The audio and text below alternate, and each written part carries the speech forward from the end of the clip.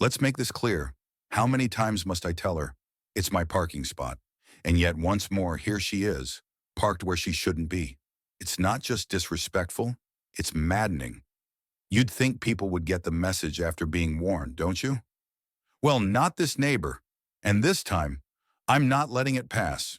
You're warned. You're not allowed to park here. This is your final notice, I growled, etching a sturdy warning on her windshield. I stormed away, fuming. But something gave me the idea this would not be the end of it. But the car was not the problem. What I was about to see made my blood boil even harder. Outside the garbage can, yes, right by the ground, was a disgusting heap of trash. Not one bag, but several. Who is this guy? Who considers it okay to leave a shared area like a dumpster? I'd had enough. Enough of the garbage. Enough of the disrespect. And I had a pretty good hunch who was behind it. And then, bang. The phone rang, and with it went everything else for about the next 4 hours.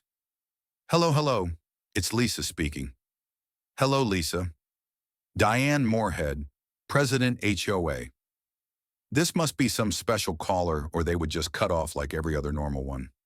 Okay, fine. You may say I called too often lately, or whatever your message is, to have you respond as such with yelling at all, when answering isn't enough on this number. Funniest thing, I had a couple of things to say myself. Tomorrow morning at 9, fine. Just don't be late. What she had no clue was I was coming armed, and I wasn't backing down. The following morning, I strode into that office, head held high. Hi, Lisa. Have a seat, Diane said, all official and nice. Appreciate it. But so you know, I have something that I also want to speak to you about as well. Oh, sure, but I should probably go first. She wasted no time yesterday outside of the dumpster. I saw garbage bags covering everywhere on the floor. That isn't okay, and according to rules, there needs to be all garbage contained in the bin. I opened and shut my eyes in incredulity. What do you have to do with that? Well, I asked people, and I was informed. You must be joking. I always sort out my litter into the bin. Who told you that I have my sources? Sources? What sources? That's absolutely not true, but she would not concede. Let's agree to disagree, shall we? And if that wasn't enough, she had a few more tricks up her sleeve, and the debate was going to get even hotter. Now on to the parking problem. I hear you got a warning citation on your vehicle. Yes, I did, and I was going to mention that because I don't get why. I wasn't parking illegally. You were in a reserved space. A reserved space? I've been parking there for more than a decade. Everyone knows that's my spot. But what if tradition conflicts with rules, and with neighborly kindness becoming a fight? How long you been here? She asked, leaning to one side in smugly inquiring posture. 2 years, I said, trying to stay level-headed.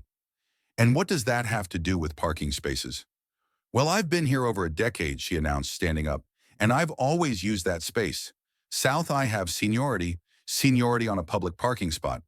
Please, I said, we both know that this complex does not dish out parking. First come, first served. She stepped in close, sneering. Listen, sweetie, that is my parking place. It always has been my parking place. So stay your hands, got it? This never happens again. Capisce?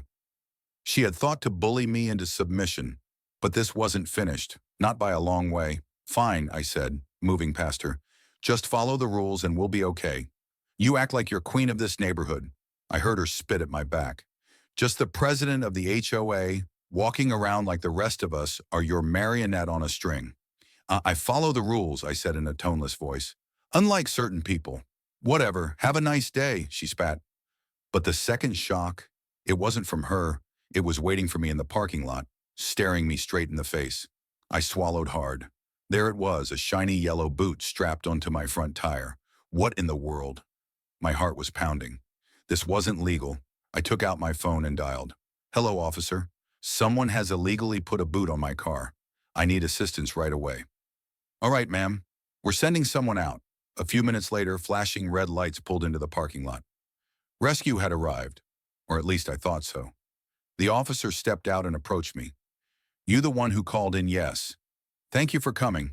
I've been having trouble with the Homeowners Association security, and now this. The boot. He took a closer look at it, scribbling in his notebook.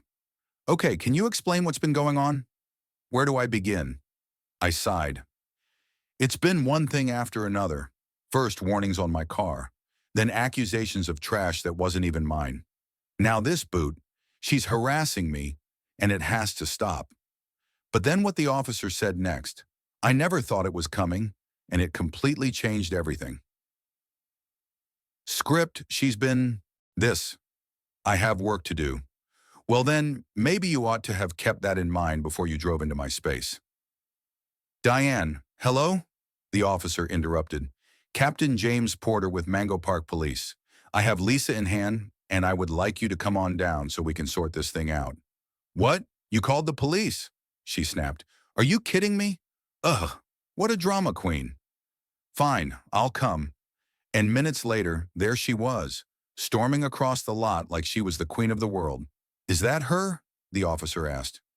Yup, that's Diane. She really takes her job seriously, doesn't she? Oh, you have no idea. The officer stepped forward. Hi, ma'am. May I have your full name? Diane Moorhead. Okay, Diane. Mind if I call you that? Sure.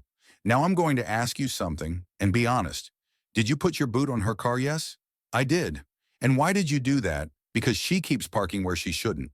I've told her time and time again, I'm the president of the HOA. I have to enforce the rules. I understand you mean business, but I see no written rule, nor is there a sign indicating this area is reserved.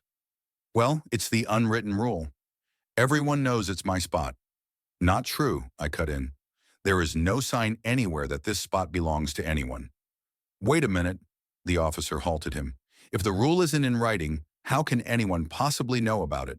Shouldn't it be in the HOA bylaws number? This has always been my spot.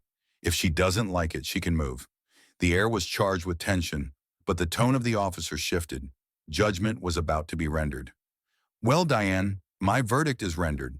You can't just make up rules. The boot has to come off. Now, I'm not removing anything until she vows on her grave never to park there again, Diane. This is not the way it's done. Remove the boot number. Never.